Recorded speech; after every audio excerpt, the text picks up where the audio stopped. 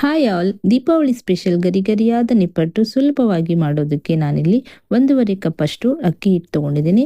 ಇದಕ್ಕೆ 1 ಸ್ಪೂನ್ ಅಷ್ಟು ಜೀರಿಗೆ, ಬ್ಲ್ಯಾಕ್ ಕಲರ್ ಎಳ್ಳು ಮತ್ತೆ 1 ಸ್ಪೂನ್ ಅಷ್ಟು chilli flakes, 1 spoon chilli powder, ಅರಿಶಿಣ, ಕರಿಬೇವು ಹಾಕಿ ನಂತರ 2 ಸ್ಪೂನ್ ಅಷ್ಟು ಅನ್ಸಾಲ್ಟೆಡ್ ಬಟರು ಮತ್ತೆ 2 ಸ್ಪೂನು ನೆನೆಸಿಟ್ಕೊಂಡಿರುವ ಕಡಲೆಬೇಳೆ, 1 ಅವರ್ ನೆನೆಸಿರೋ ಕಡಲೆಬೇಳೆನ ಹಾಕಿ ಸ್ವಲ್ಪ ಇಂಗನ್ನು ಹಾಕಿ ಬಟರಲ್ಲಿ ಅಕ್ಕಿ ಹಿಟ್ಟನ್ನು ಚೆನ್ನಾಗಿ ಕಲಿಸ್ಕೋಬೇಕು. ನಂತರ ರುಚಿಗೆ ತಕ್ಕಷ್ಟು ಉಪ್ಪನ್ನು ಹಾಕಿ ಬಿಸಿ ನೀರಲ್ಲಿ ಹಿಟ್ಟನ್ನು ನಾದ್ಕೊಳ್ಳಿ.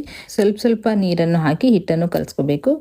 ನೋಡಿಕೊಂಡು ಸ್ವಲ್ಪ ನೀರು ಹಾಕಿ ನಾವು ಚಪಾತಿ ಪೂರಿ ಹಿಟ್ಟು ಹೇಗೆ ನಾದ್ಕೋತೀವಿ ನೋಡಿ ಅದೇ ಥರ ಗಟ್ಟಿಯಾಗಿ ಹಿಟ್ಟನ್ನು ಕಲಸಿ ಒಂದು 5 ನಿಮಿಷ ಅದು ನೆನೆಯೋದಕ್ಕೆ ಬಿಡಿ.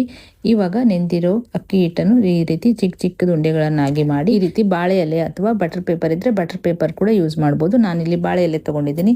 ಈ ರೀತಿ 2 ಪೀಸ್ ಬಾಳೆ ಎಲೆ ತೊಗೊಂಡು ಅದು ಮಧ್ಯದಲ್ಲಿಟ್ಟು ಅದನ್ನು ಪ್ರೆಸ್ ಮಾಡ್ಕೊಳ್ಳಿ. ಈ ರೀತಿ ನಾವು ಆಲೂಗಡ್ಡೆ ಸ್ಮ್ಯಾಶರ್ ಇರುತ್ತೆ ನೋಡಿ ಅದರಿಂದ ಪ್ರೆಸ್ ಮಾಡಿಕೊಂಡ್ರೆ ಚಿಕ್ಕ ನಿಪ್ಪಟ್ಟು ರೆಡಿ ಆಗುತ್ತೆ. ಅದನ್ನು ಹೋಲ್ಸನ್ನು ಹಾಕಿ ಎಣ್ಣೆಯಲ್ಲಿ ಡೀಪ್ ಫ್ರೈ ಮಾಡ್ಕೋಬೇಕು.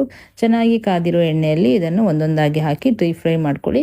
2 ಕಡೆ ಹೊಂಬಣ್ಣ ಬರೋವರೆಗೂ ಫ್ರೈ ಮಾಡಿಕೊಂಡ್ರೆ ತುಂಬಾನೇ ಗರಿಯಾಗಿ ಕ್ರಿಸ್ಪಿಯಾಗಿರೋ ನಿಪ್ಪಟ್ಟು ರೆಡಿ ಆಗುತ್ತೆ. ಇದನ್ನು ಒಂದು ಏರ್ ಟೈಟ್ ಬಾಕ್ಸಲ್ಲಿ ಹಾಕಿಟ್ರೆ ಒಂದು ವಾರದ ತನಕ ಹೀಗೆ ಕ್ರಿಸ್ಪಿಯಾಗಿ ಇರುತ್ತೆ. ನೀವು ಕೂಡ ಟ್ರೈ ಮಾಡಿ ನೋಡಿ. ರೆಸಿಪಿ ಇಷ್ಟ ಆದರೆ ಲೈಕ್ ಮಾಡಿ, ಫಾಲೋ ಮಾಡಿ.